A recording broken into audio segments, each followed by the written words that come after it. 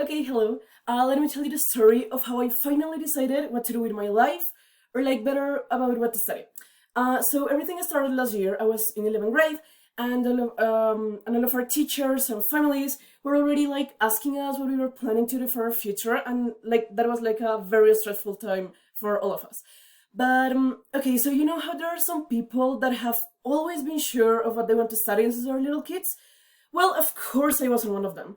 I was completely lost. So I was basically a 15, 16-year-old girl who was absolutely sure of wanting to be Iron Man, but I didn't know what to study. So I grew up watching superhero movies and reading comic books, so my inspiration were like superheroes. So I literally wanted to be one of them. Basically, I would have had to study like electronic or mechanical engineering, or maybe physics or something related to that, but I wasn't sure of what to pick, but I was sure I wanted to pick at least one of them. Until I met my physics teacher on 10th grade, and he totally crushed and destroyed my dreams because he was a good teacher and he was very polite, like in general terms, but he was so like depressed with his life as a high school teacher that he passed like that frustration and that depression to us. I don't know, it was just terrible.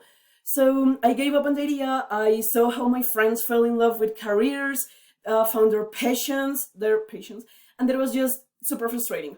So a year went by. I was just sad and I didn't know what to do with my life, and I had to start preparing for our ICFES exam. I took an ICFES like preparation course in another university, and the first day of the introduction to that place, the dean of the medicine faculty gave us like a mini speech about how to use the platform of that university. So the thing is that he was like, okay, so let's open like any career you find. He told his assistant like open any career and show them like how to navigate through the web of the university. So he opened architecture and I totally fell in love with it.